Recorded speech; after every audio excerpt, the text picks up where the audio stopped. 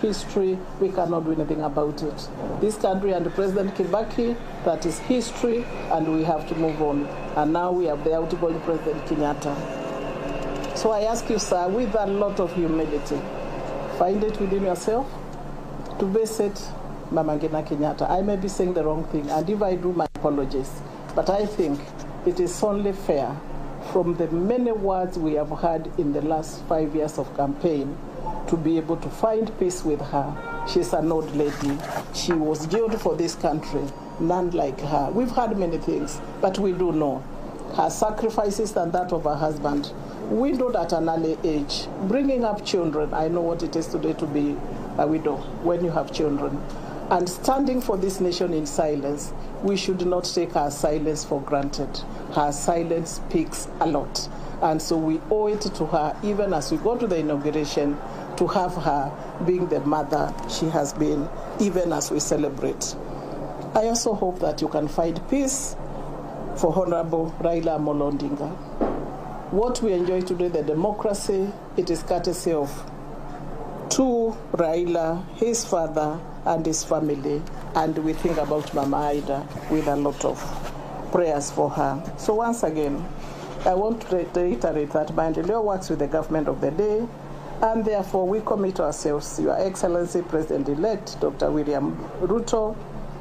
You know when we met you last, you have a very good memory. So where we parted is where we are going to start. Files are there, letters are there. Whatever we were hoping to achieve, we hope for the women of this country who voted and did so well to you for the numbers, that we come back. And there, where we are very hard, we will ask for forgiveness. We are Christians. We are mature. We are old women. So that we then come together as a nation and under your leadership. And I'm very happy that you have a very prayerful woman next to you who will remind you every morning, and that is very important. Who will remind you every night, and that is very important. So that we bring forgiveness into this nation, and true forgiveness. And the Church of God, we have seen a lot. So we also want to ask you, let us do that which is right for everybody. Half the country is not happy. Half the country says, we want to join you. So how do we do it? Open the doors for the other close to 7 million members of this nation. So we shall continue, Your Excellency, to come to you. We shall be looking for an appointment once you are sworn in and after you settle down, and that's what we said, so that Mandeleo is not new to you. You know the things we have done together before while you are away, we will be able to brief you where we are today. A lot has been covered over the last 5 years. His Excellency President Uhuru Kenyatta, the outgoing president, has really supported us.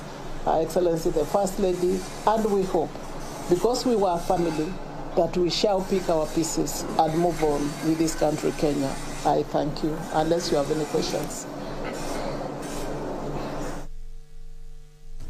The decision will be the true will of God and the people of this nation.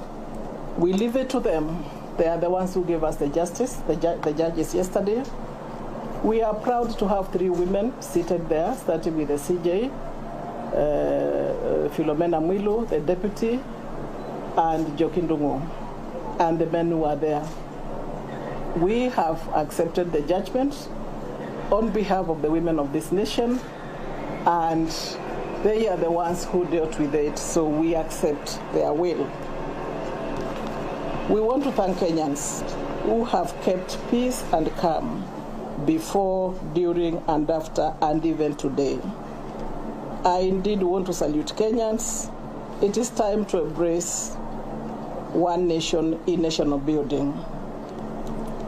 I think of Raila, Baba, Right Honorable Prime Minister, this particular time, and his wife Mama Ida, and I truly hope and pray, and their children, that God in heaven can hold them.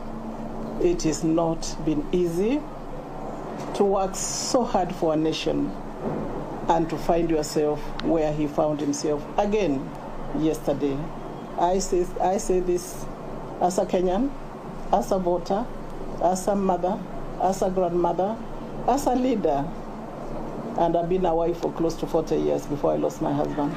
I can imagine what Ida has got to go through. There are many who will